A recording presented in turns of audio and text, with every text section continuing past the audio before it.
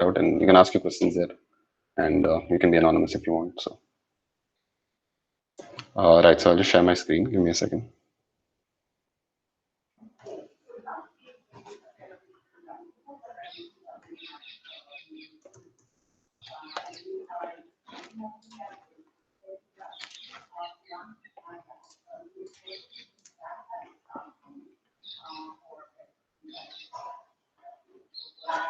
Am I visible? Is my screen visible? Yes. Okay. Just give me a second.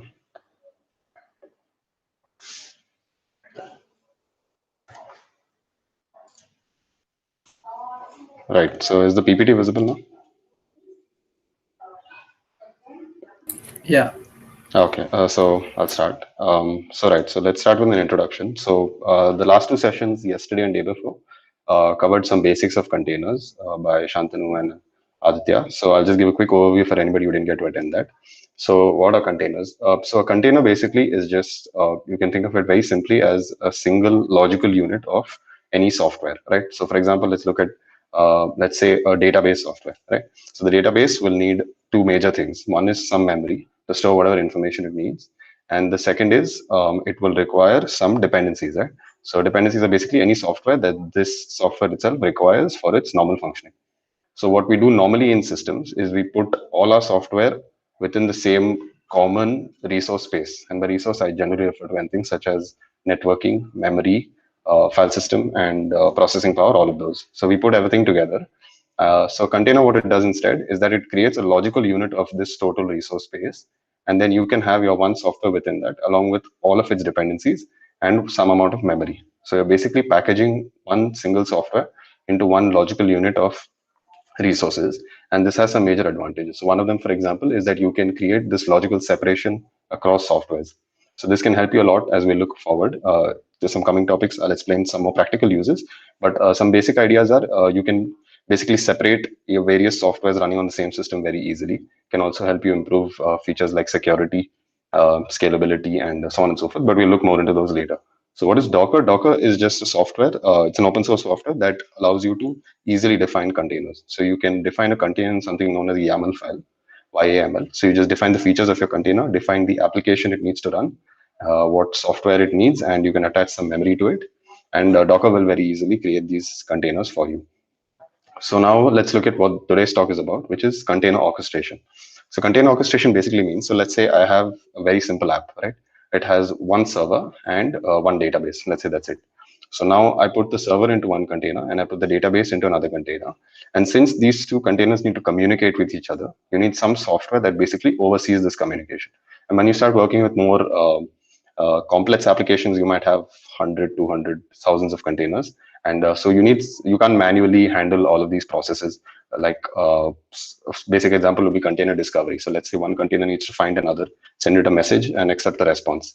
Very simple process, but when you have a very large number of containers, you need someone who can automate this process on your behalf. And that is what a container orchestrator does. As the name suggests, it orchestrates or oversees all the communications and operations between containers, right?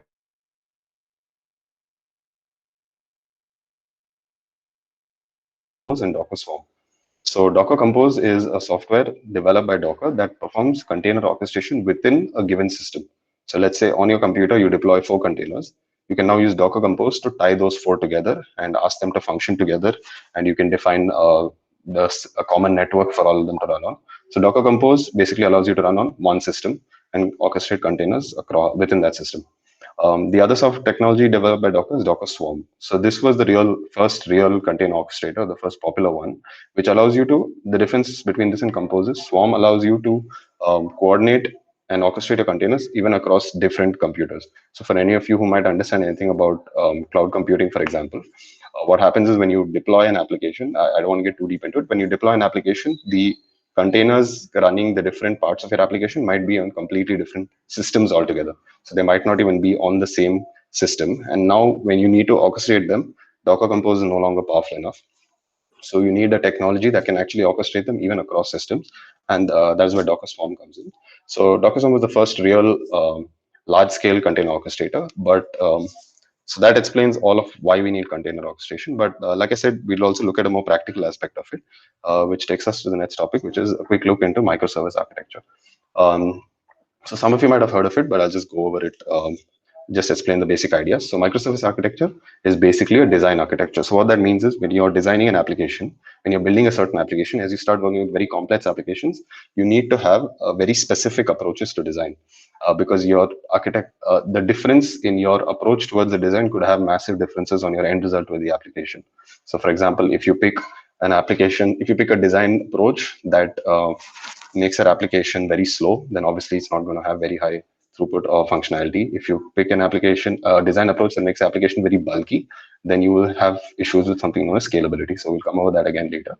So microservice architecture is one such design architecture in which what it basically does is your application is divided into a number of loosely coupled modules. And each of these is called a microservice. So one module can be thought of as one single functionality of your overall architecture, right? So what you do is you take your main architecture, divide it into the most fundamental functionalities, and you put each of those functionalities into a single module, and you call that microservice, right? So microservice actually is derived from an older architecture known as service-oriented architecture. So service-oriented architecture had a similar view, but in that the division of the application into services was on a bigger scale. So it didn't quite break them down all the way to their most to the smallest possible modules. Instead, the services were designed keeping other factors in mind, for example, business factors. And so we won't get into that too much, but service-oriented architecture was the first one. But then people realized that if you take that process and take it even further and reduce your modules to their absolute smallest logical units, then you obtain microservice architecture, and there are some serious advantages of that, as we'll see now. So the first one is allows freedom of implementation. So what this means is, since every feature is now its own module, you can now define it, design it, and code it in whatever way you want without having to worry about the effect it might have on other modules. And this is because the modules are not codependent. They function independently, and like the definition on top says, they're loosely coupled, which means that when they need to rely on each other for some sort of combined or larger scale functionality, they communicate with each other using very simple APIs or protocols, and they have an interface. So each module has an interface which allows it to communicate with other modules. So this way, your overall functionality is not lost, but you're able to divide it into these tiny modules known as microservices. And because each of them is their own well-defined unit, it gives you complete freedom to implement. So for example, if you have 5 microservices, you could give each of them to one team and tell them to define it however they want, as long as at the end, they have to define an interface for each so that the overall system can function coherently. So that's what the freedom of implementation means. As the next point suggests, you also have very simple protocols and APIs that allow them to communicate with each other. So you're able to achieve very complex functionality, and even the most complicated of applications, if they satisfy certain criteria to make them eligible for microservice architecture, you can pretty efficiently break them down into this architecture and fit it well. So if you guys might have noticed the way I describe these modules, that should draw parallels towards the idea of containers. So very commonly, each of these modules can be implemented as one container or a set of containers, depending on the functionality that the module holds. But because these modules, like I defined, are isolated and logically complete units of functionality, you can put each of them into one container. And now your entire microservice architecture can basically be looked at through the lens of container orchestration. So you have these bunch of containers, each doing their own job, and you can allow them to function together as a coherent unit to obtain the total functionality of the overall application, right? So that containers were largely popularized by microservice architecture, and vice versa. MSA was popularized by containers, so they kind of helped each other grow a lot. Um, some other advantages of MSA, if some of you might have realized, is helps with debugging, testing, and CI/CD. So what that means is now, for example, let's say you have an issue in your application, and you have an idea about which modules or which functionalities might be causing that issue.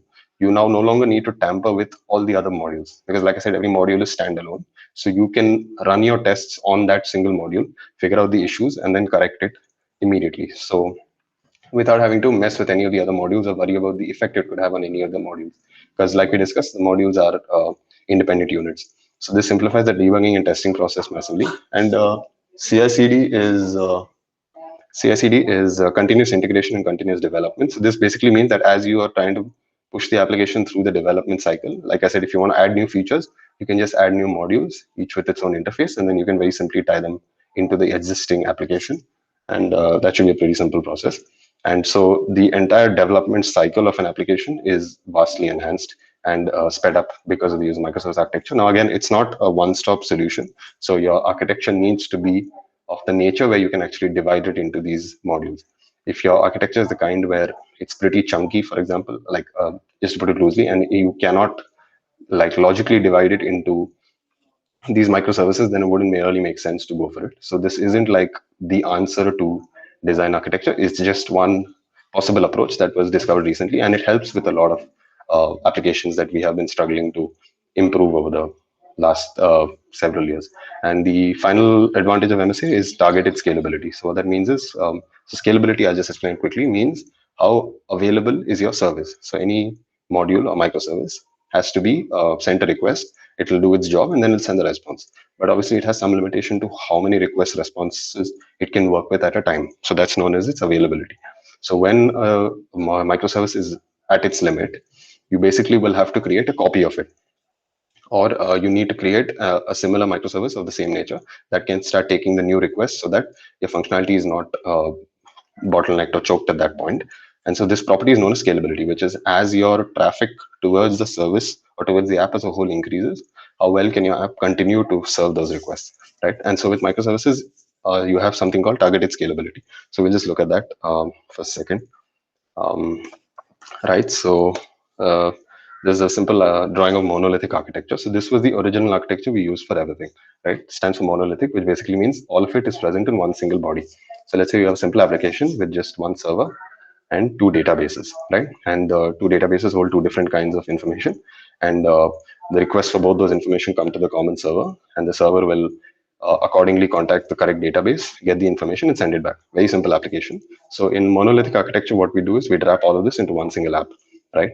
On the left, if you can see, and so what happens now is, if requests start flowing in very heavily, the server might have reached its limit for request response pairs, and it will struggle to send fresh requests. In which case, the only way to ensure that your application is still available to new users is to make a copy of the entire database on the left and instantiate it as on the right. So now you are having to copy over the entirety of your application itself just to be able to serve the request. But now what happens is, if you realize that the requests towards the application, the additional requests are actually just to one database over the other. For example, let's say you find out that database one was getting majority of the new requests. In microservice architecture, as we can see, we now have server one and server two separate, database one, database two separate. So each of them is their own microservice. And so just ignore the low balancer for now. I'll explain that. So now your server one, database one, server two, database two. So now when your requests are coming, you realize that majority of the requests, first of all, you realize that the server is quite big because it's serving requests for both database one and database two. So you're able to split it into two microservices, one for the first database, one for the second. And now when you realize that the requests for database one are the ones that are uh, choking your system and causing high traffic, you can simply replicate only server one, because that is the one that is causing that requires the additional scalability. And therefore microservices allows you to have targeted scalability, which means you only need to scale the parts of your application that are actually struggling with high traffic.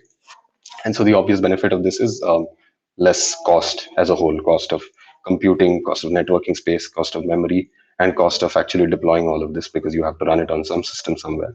And so you're able to improve your scalability a lot. Load balancer is just a simple application that accepts all requests and sends it to the required server. So you don't need to worry about that. But so this was a look into microservice architecture. So yeah, I'll move on now towards Kubernetes, the main focal point of this talk. So Kubernetes, I'll start with a basic introduction. So Kubernetes is a container orchestrator. So like we had talked about Docker Swarm, Google in 2014 developed its own container orchestrator and open sourced it because they felt that having an open source community behind it would help it grow faster. Google actually already had an internal management system of the same nature called Borg. And based on this, they built this new system called Kubernetes. And because they have kept it open source, it has grown a lot to the point that it now provides automated container orchestration. And the reason that it's so preferred and it is the industry standard today for container orchestration is because it provides a lot of features, additional features on top of the orchestration, such as health checks, automated load balancing, and scaling. So automated scaling basically means that if a certain feature is struggling with traffic, Kubernetes will keep track of that and automatically scale that. So for example, when you're working with massive applications with like tens of thousands of containers, it's impossible to sit and manually monitor everything and make the necessary changes and when it appears. So what Kubernetes does is it keeps track of all of this and automatically performs that for you, apart from a bunch of other stuff that we'll be looking into soon. It also provides security features. And so on the whole, it makes your entire process of container orchestration very, very simple and very streamlined. And you can spend less of your energy on that and focus more on the application development.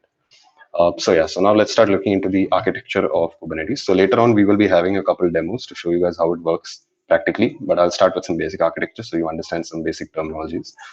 So we start first with nodes and clusters, the most simple.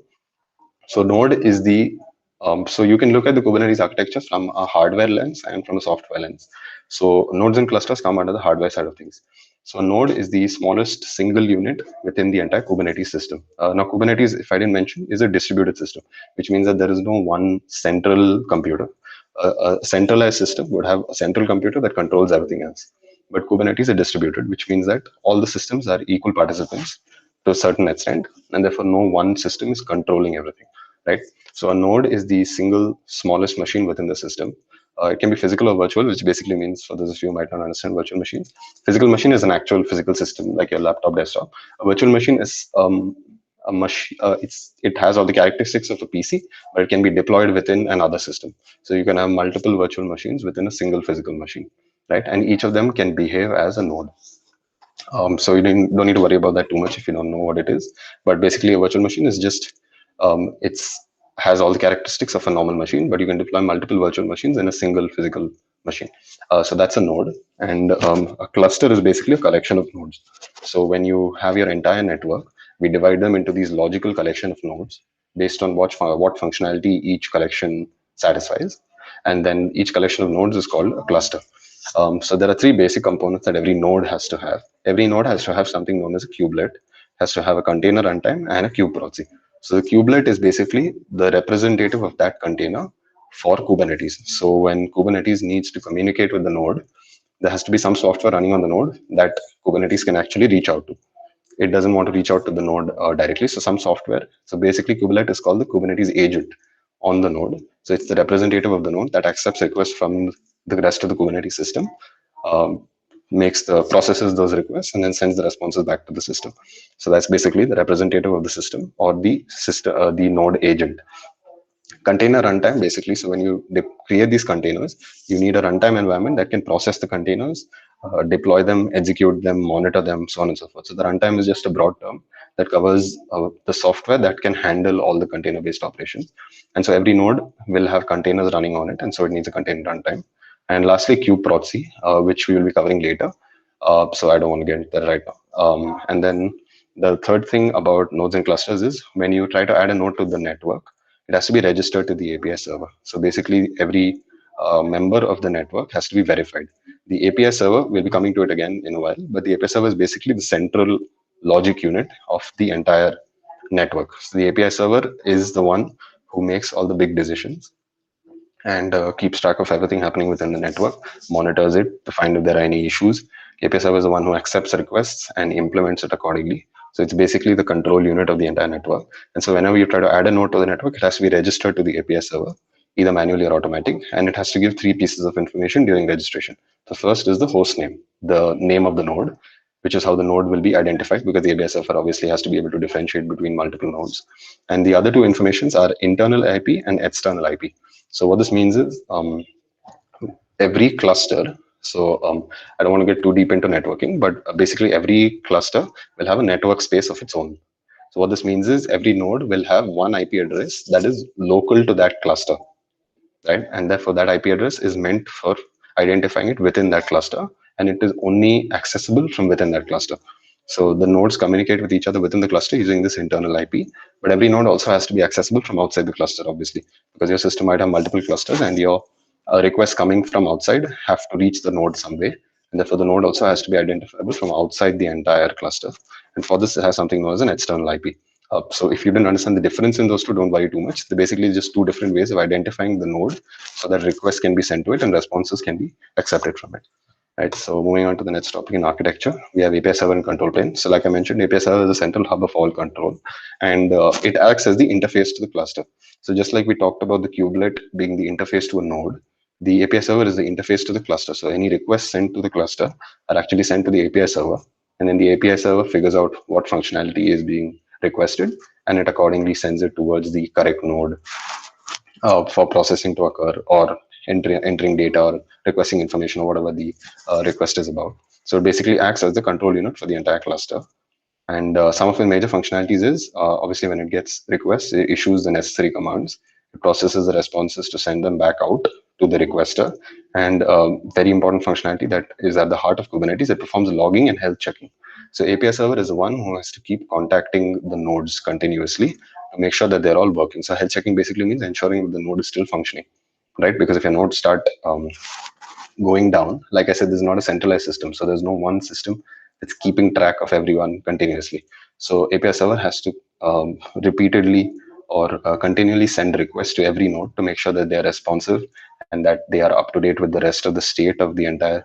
We'll talk about state, but basically to make sure that the nodes are all up to date based on all the responses that have happened, and that they are still functioning up to proper capacity. And API server also performs logging of all the operations that have been performed so far, because like I said, it's a distributed system, so there have to be logs maintained so that different components can be on the same page, basically, without getting too deep into that. The next unit is controllers. So a controller very simply is just a control loop that keeps track of some aspect of the system. So controller, like the name mentions, will be assigned one particular aspect of the system, and its job is to keep checking that aspect of the system and make sure that nothing's going wrong. So the way it does this is taking basically two parameters, which is current state and desired state. So desired state is you give the controller some configuration information. For example, we look at job controller, right? So job controller is a controller. A job basically is a broad term that defines any task. So if you tell Kubernetes to, if you define a certain task and handle it to Kubernetes, the job controller will take over this task, and it will look at your description of the task, which you will basically give in a configuration file of some sort. It will look at your description of the task and assign this as the desired state, because this is what you want the controller to achieve for that task.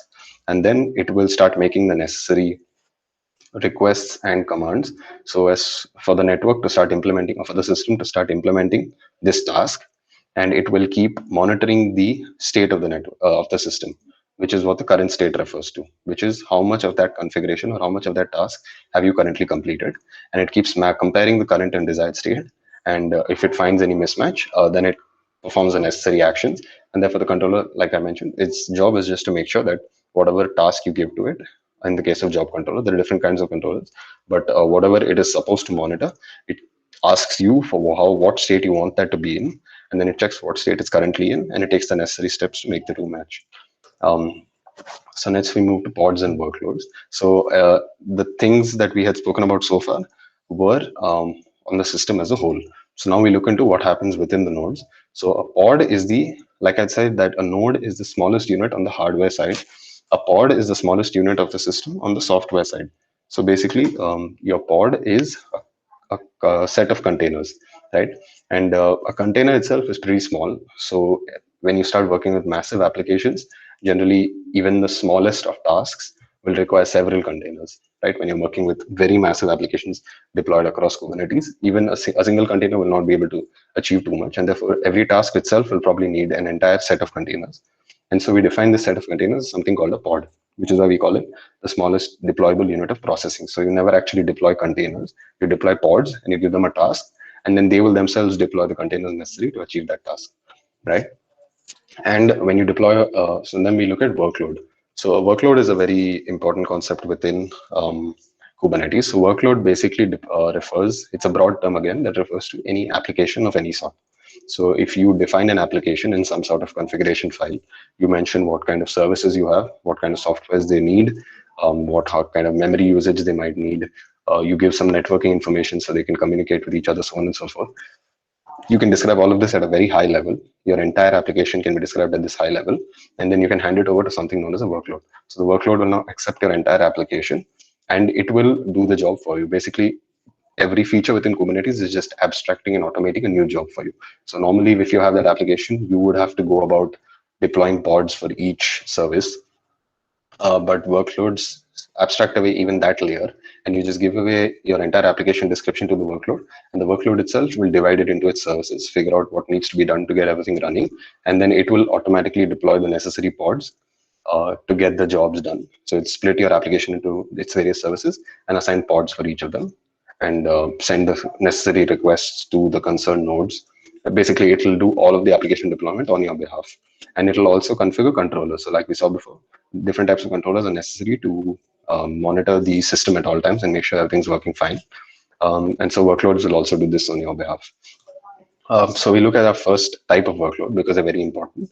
We'll be looking at two today. So the first is replica set, which is a very popular workload resource. So what replica set is the most fundamental workload resource, and basically it is assigned one single feature.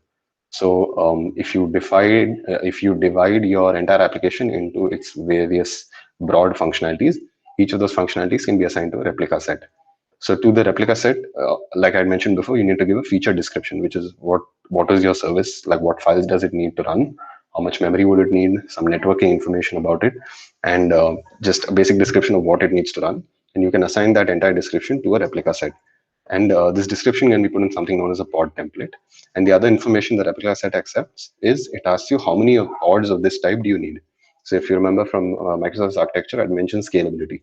So to ensure that your service is always, or your feature is always available to a user, you can make multiple copies of it and split your requests among that. So when you're creating a replica set, you can actually tell the replica set that, okay, based on how much traffic I expect for this service, I want maybe 5 pods of it running at all time to ensure that how much of traffic comes can be split among those, and there's never a point at which the traffic is overloads the system. And so once you give this information to the replica set, again, this is a layer of automation. One of the reasons that Kubernetes is so good is another layer of automation where you just describe the feature in the pod template, you describe the number of those pods, and replica set will handle everything from that point on. So it will deploy pods that you have, how many ever you've asked for, and each of them will be designed according to the template that you asked for. And it will keep health checking those pods. And if anything goes down, it will deploy fresh pods to make sure that your desired number is always maintained. And again, it's just another feature of Kubernetes, a common theme, where anytime you need something done, Kubernetes will have a feature, will have some sort of resource that will just automate that task for you. So that's what replica set does again. And then moving on from replica set, now like I mentioned, same thing that had happened from containers to pods, you can draw a parallel from replica set to deployment, which is a common issue, which is that when you start working with massive applications, it becomes really hard to even work at the level of replica sets because you're going to have so many features that to try and manually deploy a replica set for each will become a massive job. And so again, Kubernetes gives you an additional layer of automation on top of that again. So deployments can be looked at as the parent resource to replica sets. So instead of defining a number of features and building replica sets for each, you define your entire application as a collection of all these features. So we'll just call it a feature set. And then this entire feature set can then be handed over to a deployment. So deployment is a resource that will take your entire feature set, and then this will deploy replica sets for each feature. And then each replica set, like we talked about, will take the feature and deploy pods. Each pod will take its task and deploy containers. So as you can see from the ground up, from containers to pods to replica sets to deployments, we keep adding extra layers of automation to handle more and more of our total process. And so deployments give you one single entry point from which you can handle your entire application. So all of your features can just be handed over to the deployment and you'll look over everything. And an additional feature that deployments add is it gives you version control. So whenever you make changes to your configuration information that you give to the deployment, it'll make a fresh deployment with the new information, but it keeps a history of all of the various versions that it has worked with since its initiation. And so at any point, for example, let's say you make some changes and you try to make a fresh deployment and you see that something goes wrong and it stopped working, you can easily read through your deployment history and make rollbacks. So rollback basically means that you can tell the deployment that this current version is not working. So let's move back to this particular version because I knew this was working for sure. And then if we go back to this, I can figure out how to the right way from there again. So that's a rollback.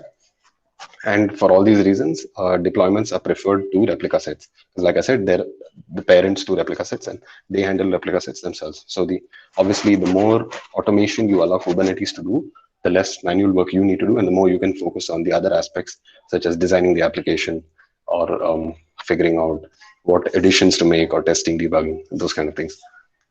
So that covers deployments. So that ends my part for now. I'll hand it over to Amaya now, and he'll be taking you guys through some demos and further look into architecture. Yeah, thanks, Arnav.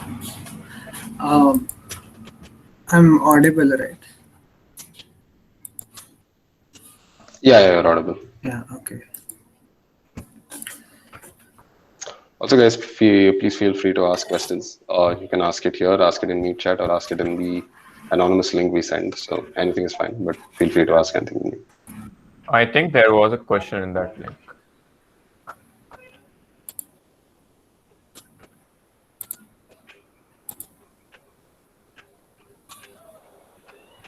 I can just tell the Yeah. question. How many API servers will be there to manage a Kubernetes cluster? Yeah, so API Yeah. servers can be many API servers. Generally, you have one front end load balancer which load balances it to the API servers. And then from there, API servers do the rest of the task. So, yeah, depends on the number of controller nodes you have. Yeah, that's the answer. Right. So the API server basically, like I said, manages all of the controllers and oversees the cluster. So it depends again on what functionalities your cluster need and how many controllers are necessary based on what you've deployed within the cluster. So it comes down to that in the end. Um, okay, yeah. I hope my screen is visible. So, Yeah, yeah, it's yeah. So I'll be going through a basic demo and a GCP walkthrough. So basic demo, you all can follow with me, like hands-on. I'll share the link in chat. So this is there on the official Kubernetes docs website. Yeah. Otherwise, just look at the screen. I'm already sharing it. So this is a simulated lab where they're using Minikube to create cluster and do other tasks. Yeah. So they have this command Minikube start for starting the cluster. So what's happening is that in Kubernetes, generally the first command is creating the cluster, and then later you have the kubectl command.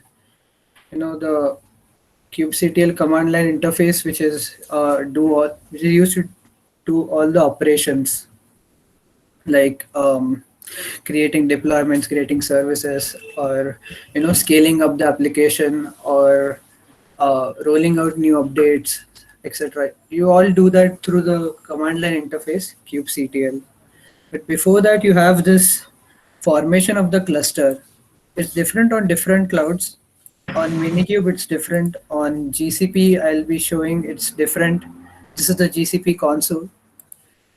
So, yeah, and this is the Cloud Shell, which we'll be using later for doing the GCP demo.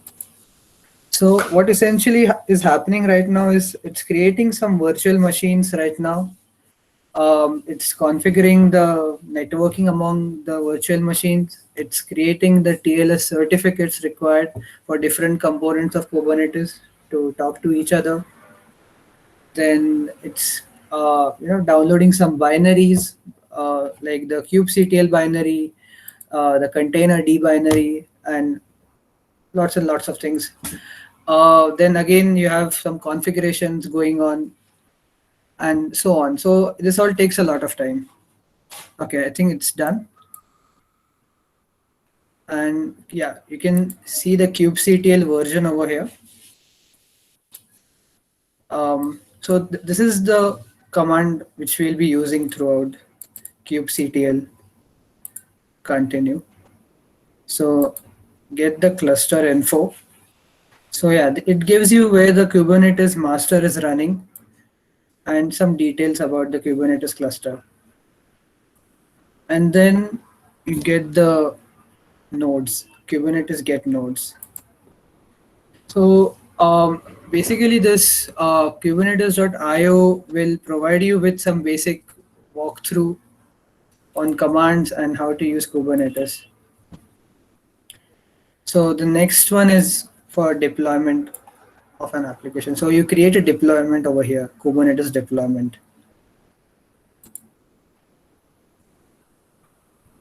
Just to cover up one thing, I mean, I hope everything's clear from the basic intro that Kubernetes has its own terminologies.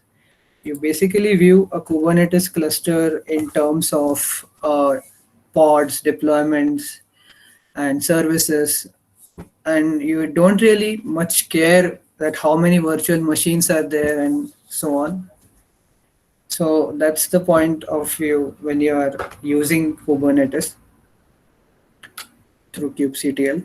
So yeah, I think in this step they are doing it at the startup itself. They're creating the cluster and it takes time every time. Meanwhile, I'll do the same thing over here in GCP so that we save time on GCP when we come back. Um, so on GCP, just make sure that you go, yeah, if you have GCP access in future, or maybe if you have Quick Labs access sometime, you can do this later. Just check the APIs once that Kubernetes API is enabled. So yeah, Kubernetes Engine API, you'll see it's enabled, and the um, compute, yeah, compute engine API is enabled. These two things should be enabled before you create the Kubernetes cluster. Okay. So yeah, I'll create the Kubernetes cluster over here.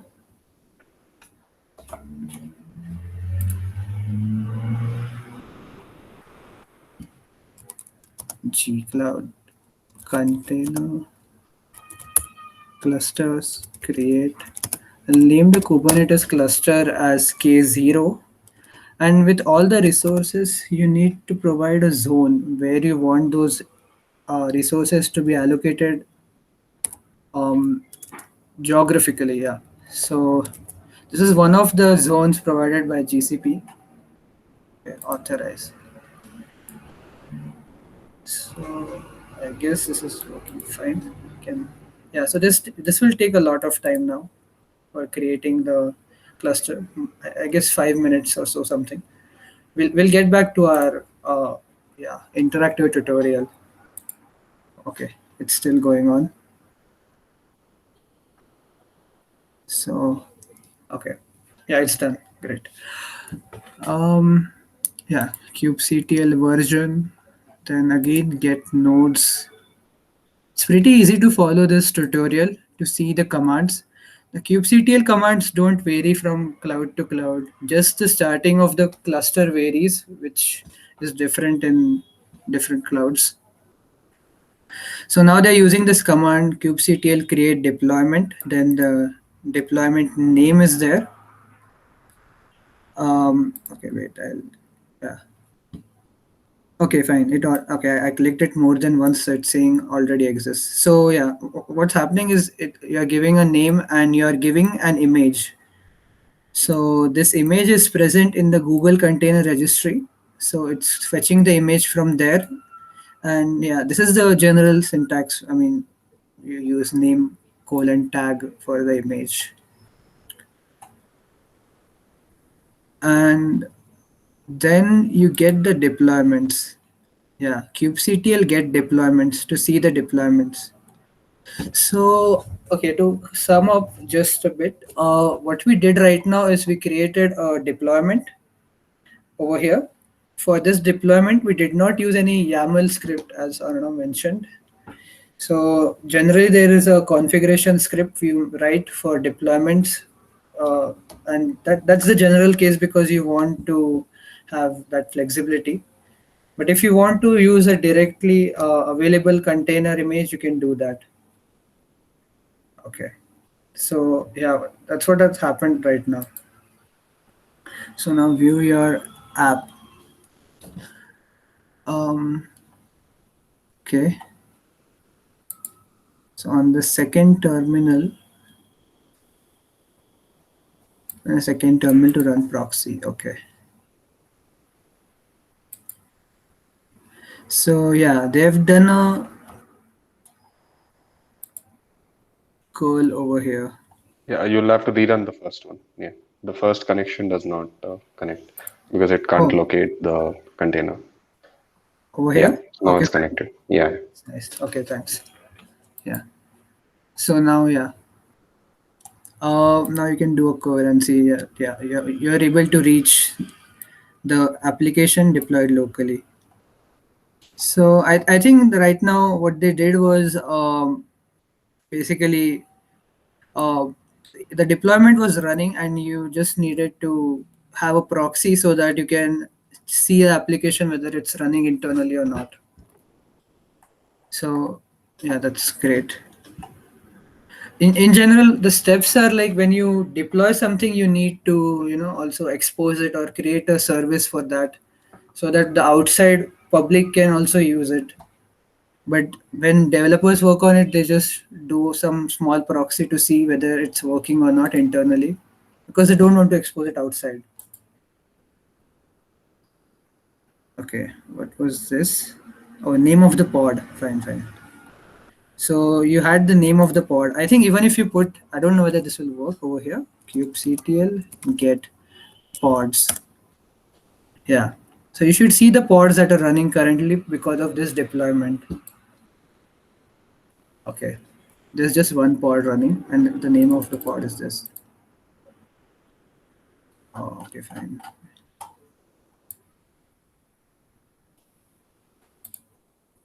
Um, is that it or if you have something else? Okay. Yeah, that's the end of that module. Yeah. Okay, fine. Now it's viewing pods and nodes. So there are so many things over here going on, and I plan to do the same thing in GCP. Okay, let's just do this one, and I think I can probably leave everything to you guys. You can go to the link. I'll probably send it again in the chat so that you guys can check it out. And this will help you to understand the commands and what's going on, and probably you can read the explanation alongside so that you understand what's going on, because this it's taking time every time when we so in the startup it's creating the cluster again and again and again. It's taking time. Okay, meanwhile I think I can do one thing. We'll try to do the same thing on GCP. Create a pod on GCP now. So um okay, let's see. So now the cluster is running. You can see the information that our K0 cluster, which the command I ran some time back, it's ready, and the location and the number of nodes are 3 by default. You can check this even in the console that your cluster is there, having 3 nodes, every node having 2 CPUs and 4 GB RAM each. And yeah, you can also check that in Compute Engine that you have 3 virtual machines created for this cluster. Okay, so now let's try to uh, yeah let's try to make a pod. Okay, kubectl run Nginx image equal to nginx point 0. So I guess this is the command. Let's see if it works. Okay, yeah. So it says that pod nginx is created. So what we did was we mentioned an image over here. This image was this image is present in the Docker hub. It's not present in Google Container Registry. So what happened was the image was pulled and it was used to create a pod. If you do kubectl get pods, you'll see that there is an nginx pod and it's ready. 1 out of 1, it's ready. And now the pod is created internally in those 3 nodes which we saw. There are 3 nodes, and you want to expose it to the outside world so that you can go to the website and check it out. So the command is again kubectl expose nginx Okay, so just a minute. kubectl expose pod nginx hyphen hyphen port 80 hyphen hyphen type load balancer. So if you check the services now, kubectl get services. The commands are pretty intuitive and you can get hang of it easily. So a service named nginx is formed of type load balancer, and you will see that there is an external IP which is pending right now. So it's in the process of making this external IP.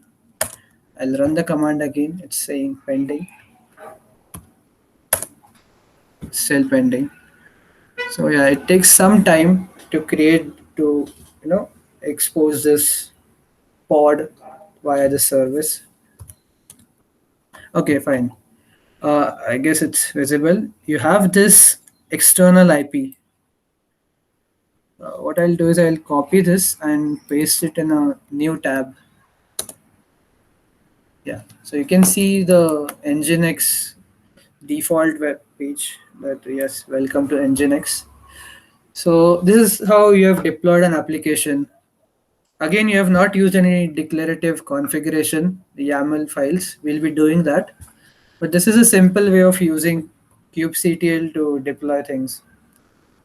If you don't have much changes, and or maybe if you have an image having all your required things, if you have an image uploaded on Docker Hub or maybe Google Container Registry, you can do that. Okay, so yeah, that's it. Yeah, let's do this one last Kubernetes IO. What is this? Yeah, interactive tutorial. Okay, get pods. The same command I'm using over there. Then describe pods. Okay, describe pod has a lot of information they are giving. So yeah, name of the pod is there, and a lot of information is there. IP address is there, the internal IP address, and this is very important. The events. This is, I mean, this helps you to monitor things. If something has started when the pod was created, you can see when it was created, started, stopped, etc., etc. So yeah, I'll zoom out and continue.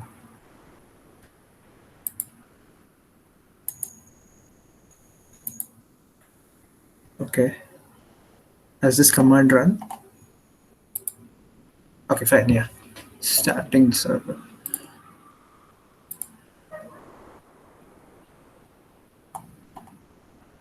Show the app in terminal. And then again, curl it. So yeah, after curling it, I guess you're able to see um, the API v1 name, the version 1 name, I guess, running on Kubernetes Bootcamp and version 1. So this is the output you're getting, I guess. I don't know, am I right? Am I going correctly? Yeah, yeah, yeah. Yeah. Then kubectl logs. So you can check the logs even by giving the pod name over here. We saved this pod name in the previous step as a environment variable. I guess this is not clearly visible in small terminal.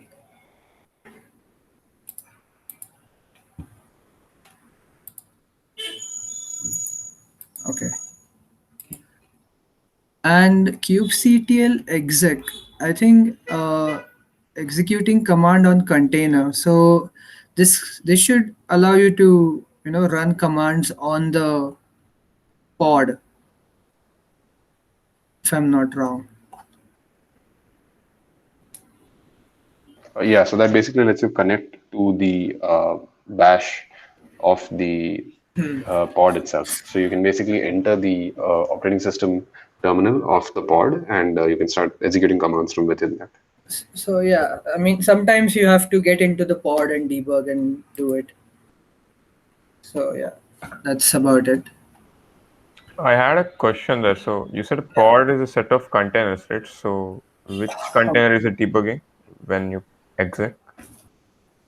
Um, so generally, one pod has one container, but yeah. So how should I say this? Let's see if I can show you. On the GCP one, we have this one pod over here, right? So just a minute. I'm not sure whether this will work, but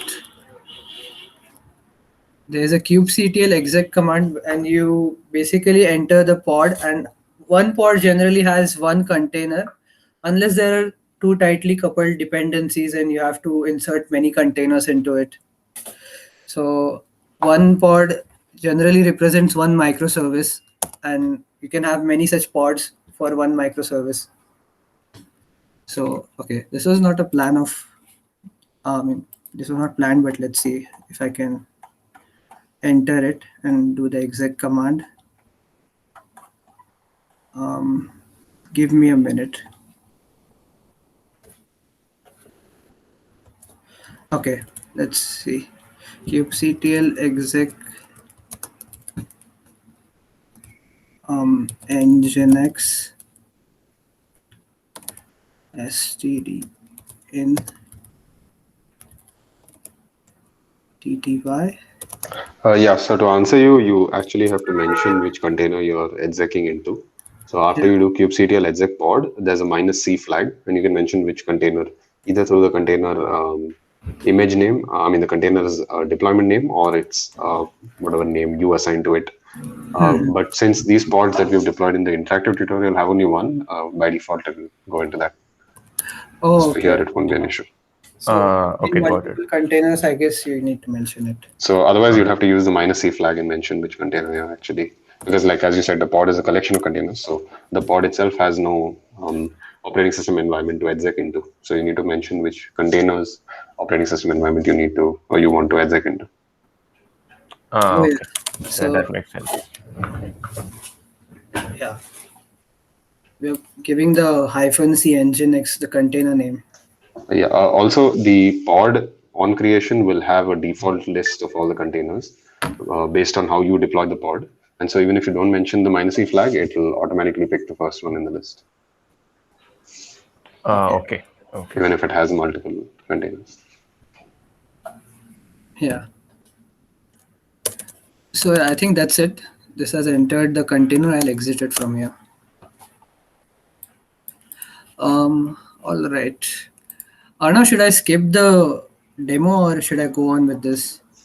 It's up to you, Aida, because the GCP demo will be more informative, I guess, of the Okay, actual fine. practical usage. I guess all of you can go through this demo later. This is actually made for people to understand how Kubernetes works. Okay, fine. So I think, yeah, on GCP till now we saw the Nginx deployment, how Nginx was deployed on Kubernetes cluster, but we only deployed one pod. Now we want to have more, microservices, and we want every service to have multiple instances and so on. So let's try to do that. I'll clean the existing pods and services. kubectl delete pod nginx.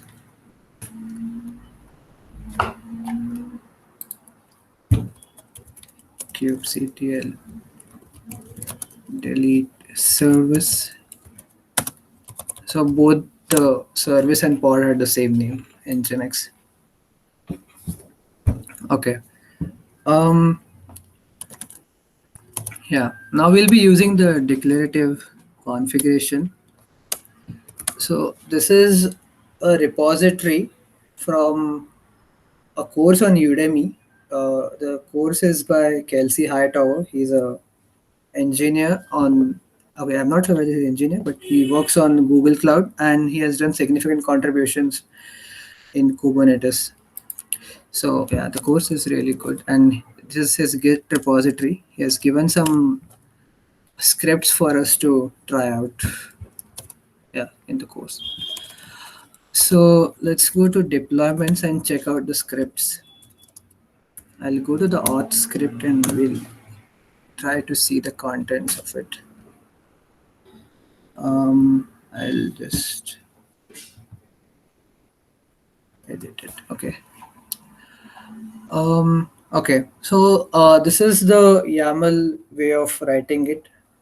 It's like a key value kind of thing. You write over here, and this is a general syntax of the beginning. You write the API version and the kind of script you want. There are like different kinds of script. You have a deployment script, you have a pod script, you have a service script.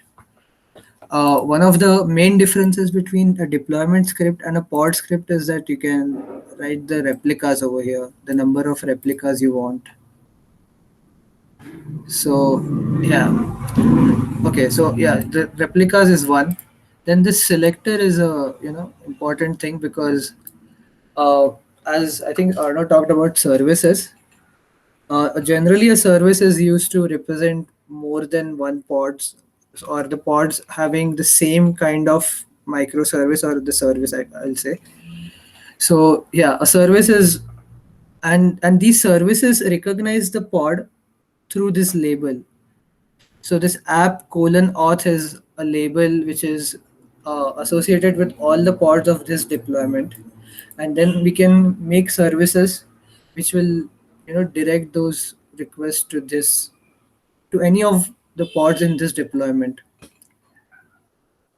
So okay, yeah.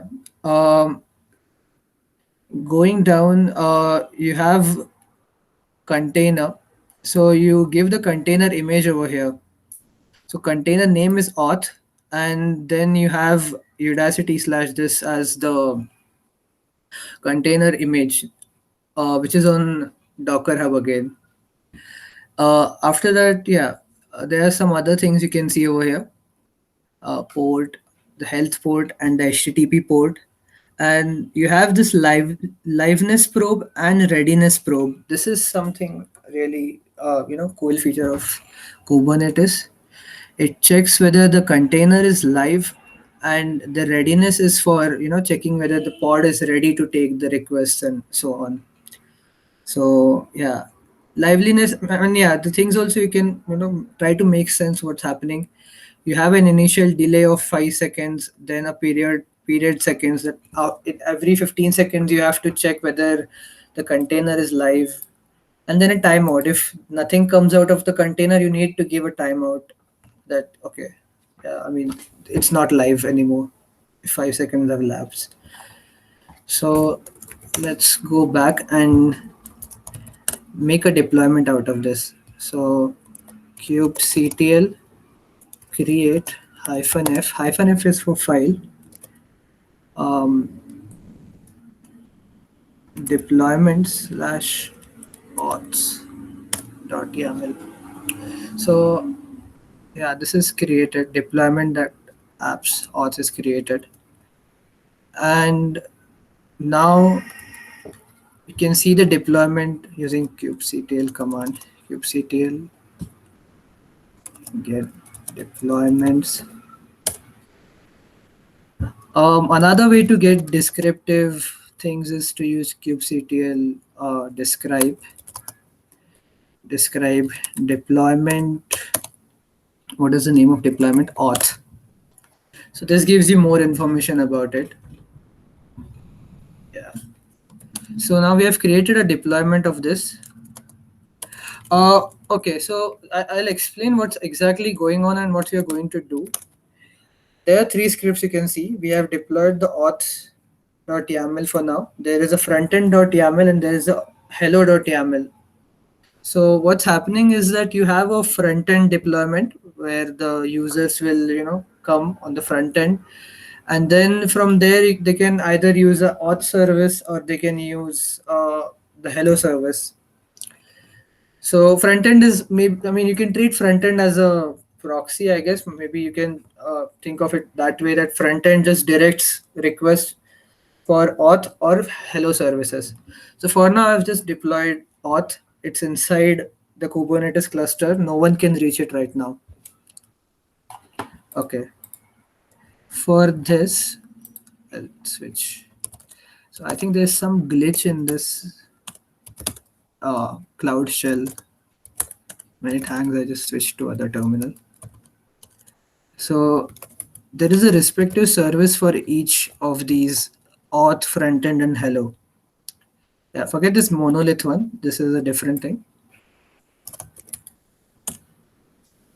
So this service is made to work on the selector label. We had so this service mentions the selector over here. And yeah, again, the kind of service, I mean, the kind is service. There we had a deployment kind, and then again APIs, version, etc. So this service is used to represent all the deployment pods.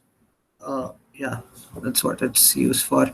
So let's create a service.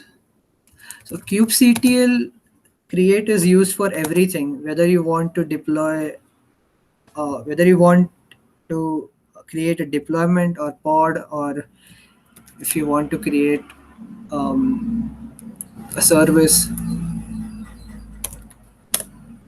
Yeah, so this is created. Now let's do the same for hello application as well. kubectl create -f deployments hello and services.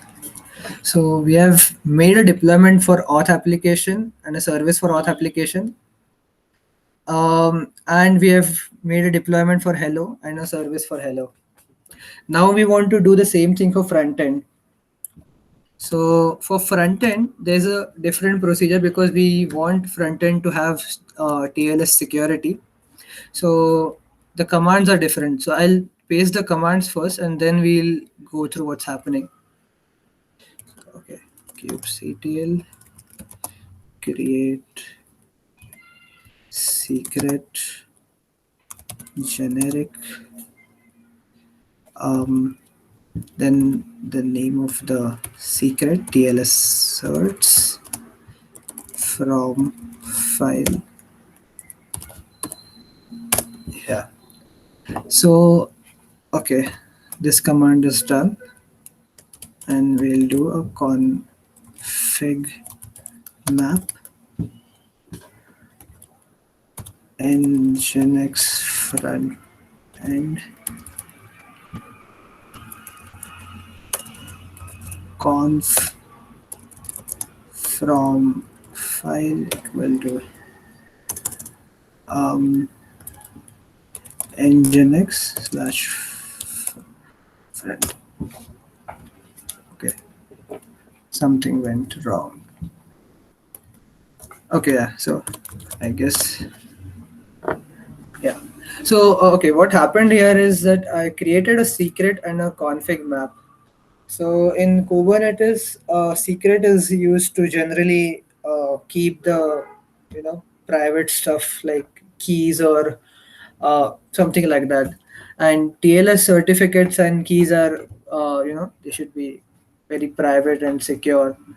So this folder which I'm using in this command kubectl create secret is having all the certificates and keys, and I want to create a secret out of it. I want to store them as a Kubernetes secret. And this secret will be used by the Nginx server we'll be deploying. So the front end is actually Nginx image, we'll see later. So, and again, we want the Nginx configuration. Config map does the same thing as secret. It stores stuff, but less private. I mean, yeah, like configurations. It doesn't store keys and all. It can, but you should not. Yeah, that's what I wanted to say. Secrets are there for storing the private stuff. So I'll just go through the deployment script for front end once because it's a bit different than auth and hello. So yeah, this initial thing is same API uh, version and deployment, kind is deployment. Replica is one. Then you have the selector labels. And in containers, you have this nginx container. You are specifying the image that you want nginx colon 1.9.14. And then you give the life cycle. So I think this is used when the nginx container wants to exit smoothly. So it uses this command to end the cycle. Okay. And then there are some volume mounts you can see over here. So this container will mount this position where the nginx front end. So the config maps and the secrets we created, we want our nginx container to use it. So basically we are doing that stuff over here when we are mounting the volumes. So let's create a deployment of front end now. So I'll just use the same commands. So what I did was I created a secret and I created a config map, and I'm using the same commands again: create deployment and create a service out of it. Okay, yeah. So this is done. Um, Now we can try. So let's get the services now. The total services we have. Cube. Hopefully we should have 4 services. Get services. Oops, something went wrong. Yeah. So excluding this, we have 3 services which we created: auth, frontend, and hello. And the front end one is the service which is of the load balancer type. We didn't actually see the script for that. I'll switch to other one. Uh, you'll see even in the script that it's mentioning that the service is of load balancer type. Yeah, the type is load balancer. And then yeah, you can see the selector labels and other things, port and target port. Let's run this again. Yeah, so we have an external IP now. Earlier it was pending, now we have it.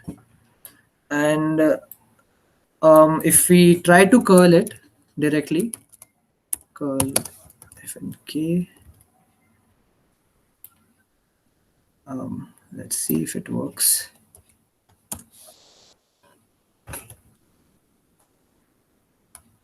HTTPS.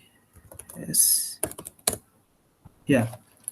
So we have HTTPS connection now, and this is the hello service we are getting right now. So what we did was we just made a curl to the front end load balancer, and by default it goes to the hello service, and it goes to the pod having the hello functionality. So yeah, that's about it. You can also check auth later. I think I'm not exactly sure, but it's something like login, and then you provide the login ID. But yeah, the other services can be checked similarly. So now let's see the replica sets. There's a command called kubectl replica sets. Wait, get replica sets. So you'll see that there are these. Okay, and I'll also do get pods once. Yeah, so you'll see the similarity in the naming. So this is the name, and the pod name is then again appended with this hyphen for everything. In this declarative configuration, the thing is you have a desired state and the current state.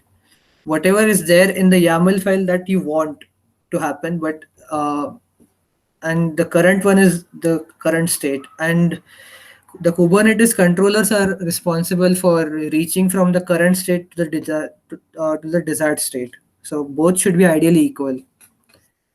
and they are equal in this case. So let's try scaling the application now. We'll go to one of the scripts. Um, let's go to the hello application. Vi hello. We have one replica over here. Let's try and make it 3 and see how scaling works. So now we have made it 3 and we want to, apply these changes to our cluster instead of having just 3 pods. We just have 3 pods if you see over here. Now we want more than, I guess at this point there should be 5 pods including the front end and auth pods. So, okay. So what we do is we do a kubectl apply -f. So apply command is used over here. Deployment hello. Okay. So there's a warning it says. And then it says that it's configured. So let's check get pods. Yeah. So you can see that there are 3 total hello pods. 2 of them are not ready yet. And yeah, they'll be ready. Okay. All the pods are ready now. So this is how the scaling works generally. There's also a command called kubectl scale which you can use. And so this is where I think this is what depends on you whether you want to use kubectl scale. That command directly helps you to scale from 1 to 3. You can just type the command in the way. I'm not sure of the syntax over here, but most of the people prefer using this declarative script for any changes. So you make the changes in the script and then you apply instead of directly just scaling, because those changes are not noted anywhere. In these kind of scripts, you can actually write the configuration and use git to version control it, and then later you can visit different versions where you made changes to a script. So yeah, declarative configuration is kind of famous for this reason. Yeah, so that's how we have scaled the application from 1 to 3 replicas. Let's try to roll out an update now. So yeah, these were some of the advantages in Kubernetes we saw, right? Like scaling, then rolling out updates, then having the monitoring and health checks, which I showed, the liveliness checks and the readiness checks. So now let's try updating. So deployments. Amaya, do you maybe want to talk about the other topics and come back to this if there's time at the end? Oh, okay, fine. I can. Depending on how much you have It's left. actually just one this thing remaining. Oh, okay, I'll show, and yeah, the next topics are kind of yeah, additional topics, somewhat difficult. Okay, so over here I'll just change the image from so generally tag represents the version. So yeah, I'll just make it 2.0 instead of, so earlier it was this 1.0.0. I'll just make it 2.0.0.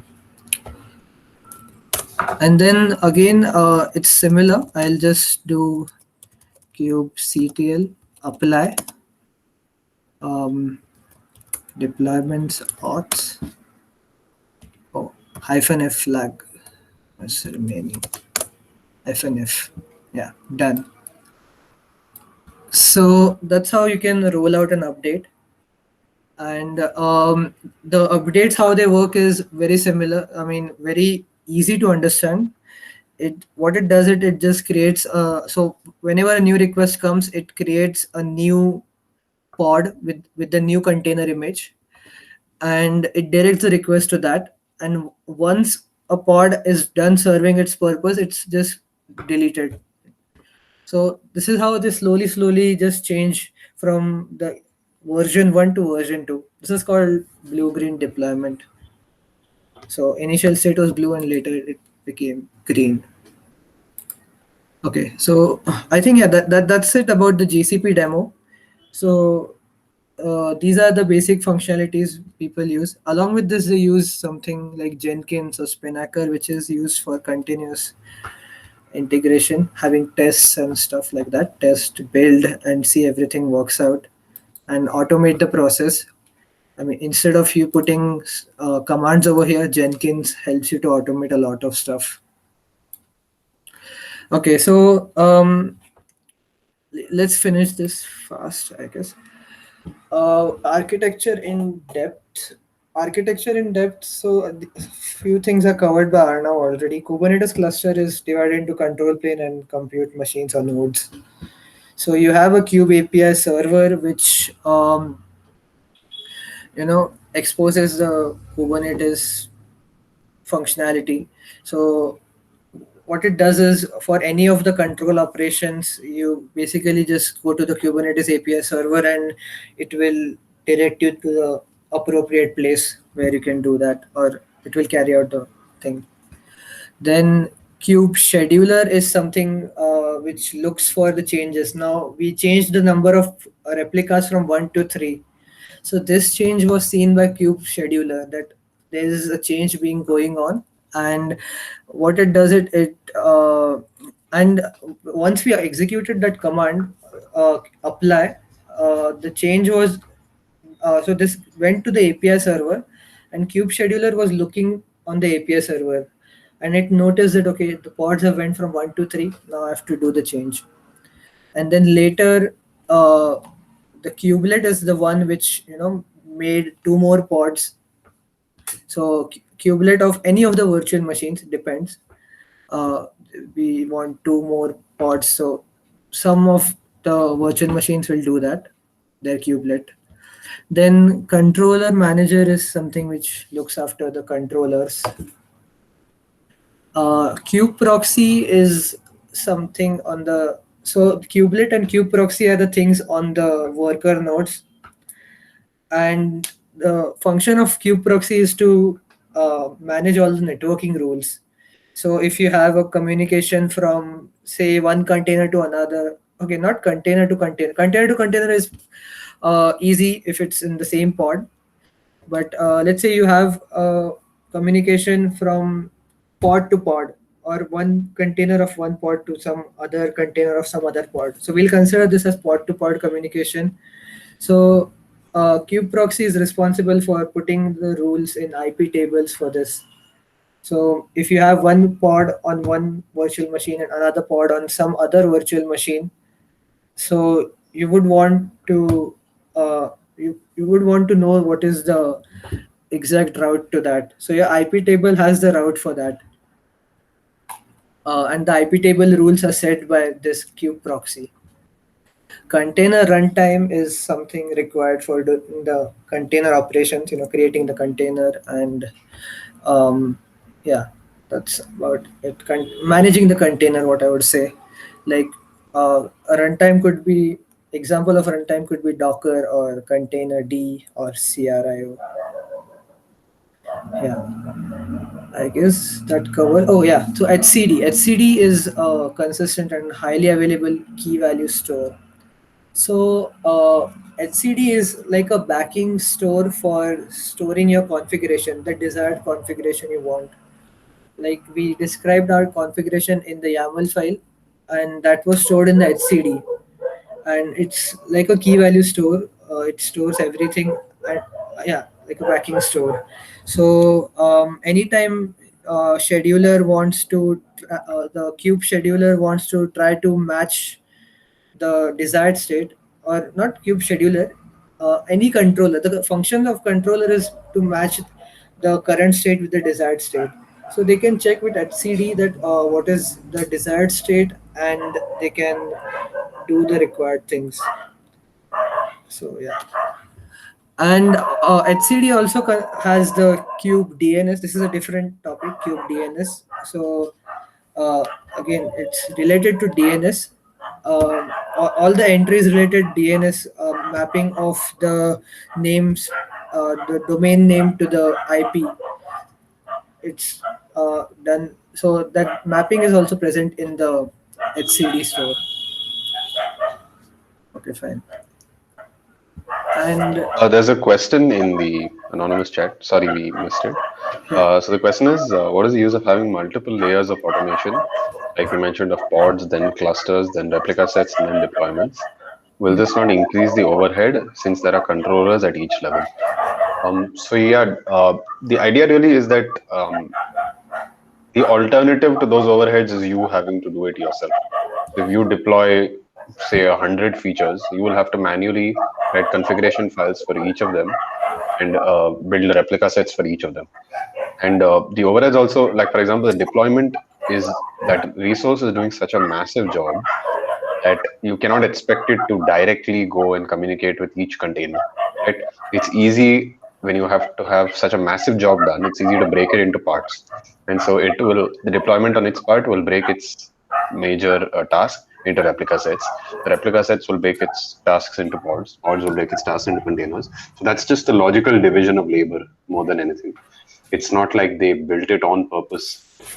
It's just when you have each task and at every level, as you keep breaking up the task, you design, I mean, you have a different unit that works on that task, right? And since it was built bottom up, when you eventually add all those functionalities, you finally have your deployment, which is able to handle a massive application. So the controllers, they will have a lot of work, but you need the job done either way. So for example, even if you don't use a deployment and you make 100 replica sets, you still need controllers for each of them, right? And so those overheads are almost understandable and almost negligible, honestly, compared to how much manual work you would have to do if you didn't use these automation tools. Like I said, for the real world applications, they can reach very, very large scale. So at that point, the idea of going about it manually is like almost unimaginable. So these overheads are understandable and acceptable, I'd say, at that scale. I hope that clears it out. Yeah, you can go ahead, Amir. yeah, okay. Thanks, Arnav. Um, yeah, service mesh is another concept. Service mesh is generally used on the top of Kubernetes. So it helps with the issue if microservices become very large. So let's say your application was in the growing stage and Kubernetes was sufficient for you. Then later your microservices went to say 10,000 microservices, and every microservices having so many pods, and it becomes difficult to manage what's happening. Let's say some pod is having some issues. Maybe it's breaking down after some point. It's difficult to monitor such changes in Kubernetes. I mean, I show you the logs, so you can check the logs and you can do this, but overall, it's difficult. If you want to trace to a part, let's say you have a front end, then you have a back end, and you have a database. And for each of these services, you have different pods. For front end, you have different pods for back end and for the database. And yeah, so a service mesh. So if say someone is putting a request on your front end for something, and then you guys know about Google Analytics, right? So Google Analytics gives you some uh, time on how much time it is taking per request, and you somehow notice that 10% or maybe 20% of your requests are getting delayed than usual. Some requests go easily. I mean, some requests go to some pods, then they are answered, and when the response goes back.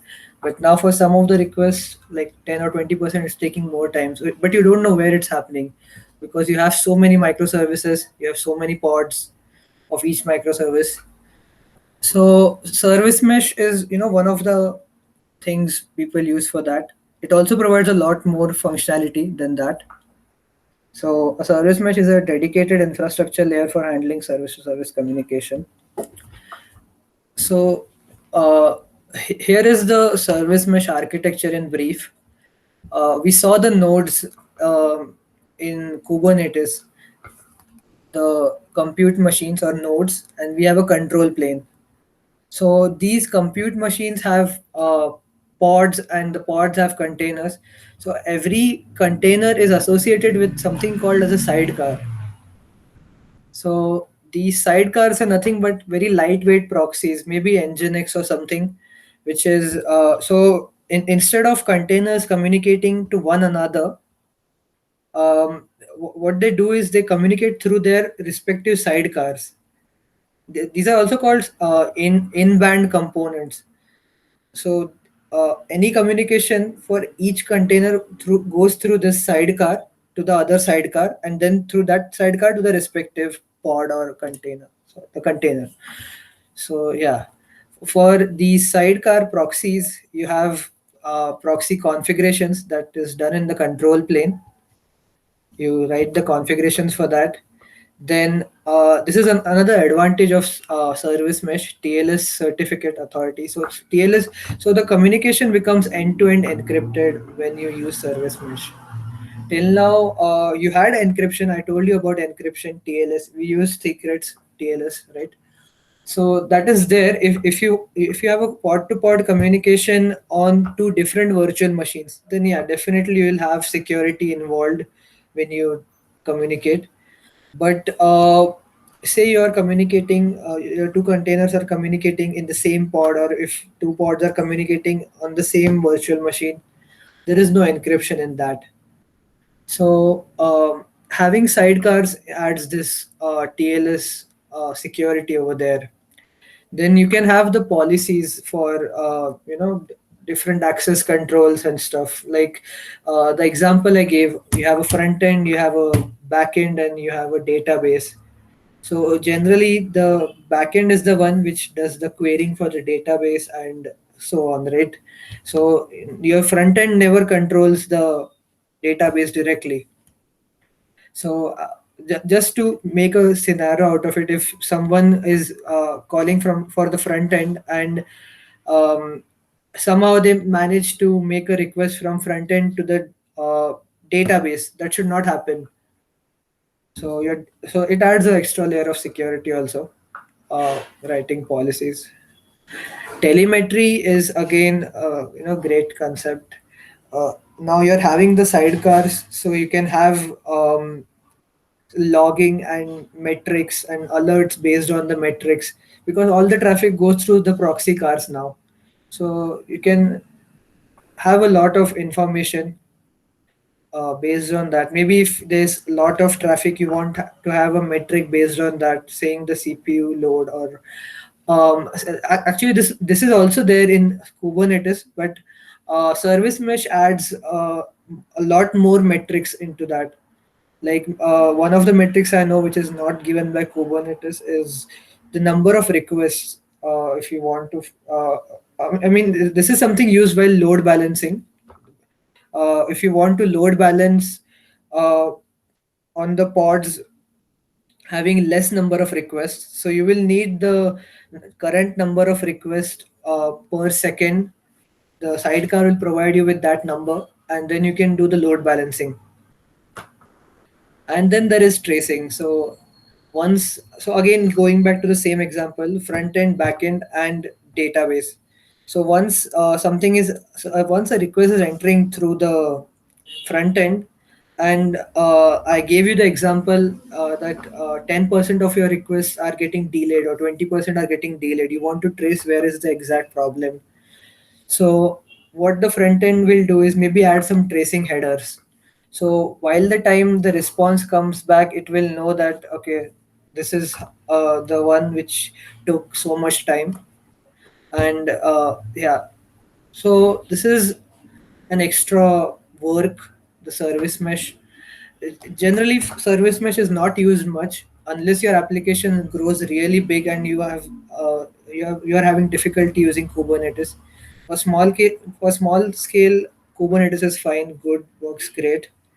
Service mesh is used only when it grows really big, and your operations team or the team handling all this deployment stuff is capable enough to know what's happening, because they need to know service mesh, how it works. And yeah, there are some service meshes provided by, I mean, yeah, like Istio and Linkerd. Istio was one of the implementations, I think, collaborated by Google, IBM. I'm not sure, but yeah, just check it later. And it makes things easier, but still, you need the knowledge of how service mesh works if you want to use it. So I think, yeah, that's it. Service mesh was our last topic. Um, okay. So if you have any doubts, you can just ask it, I guess, directly on chat. There's very few of us. Otherwise, I guess we can wrap up. Anything else, Amaya? No, no. Yeah. Do you want to mention anything? Or No, I'm good. So if any of you have any doubts, let us know. Otherwise, we'll wait for like a minute, I guess. Otherwise, we can probably end the session.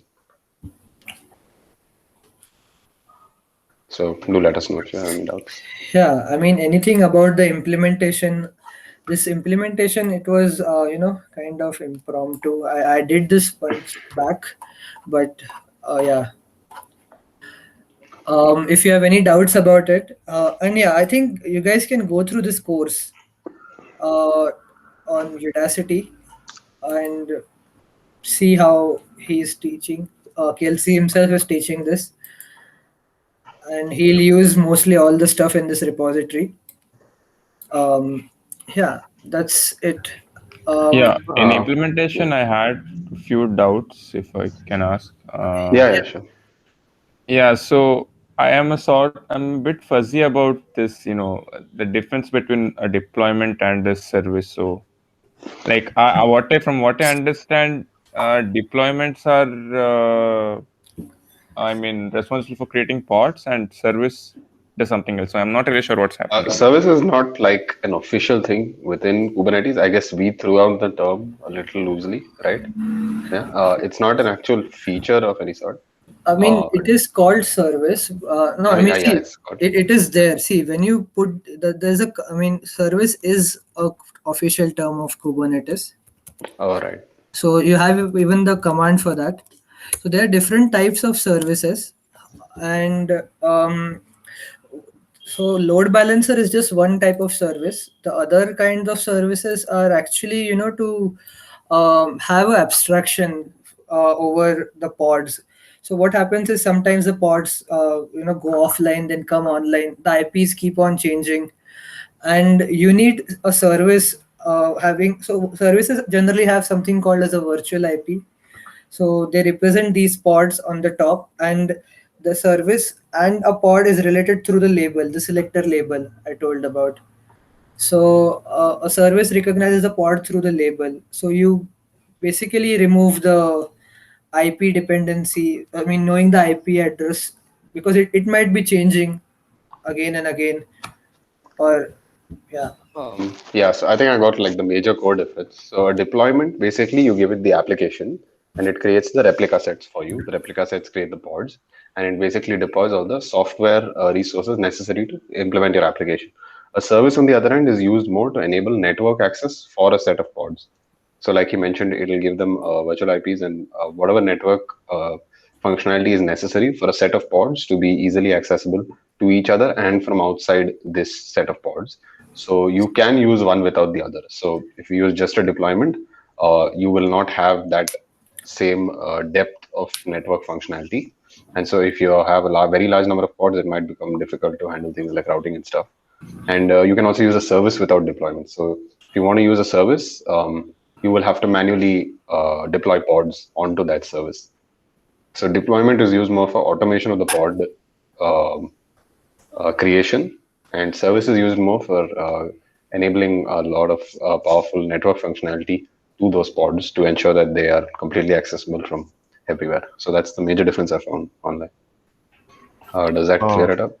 okay. So that sort of makes sense. And also, are all these pods deployed here on the same system currently? Like, No, or they might be So on in the different first systems. demo we did, that used Minikube. So Minikube does it on the same node. huh?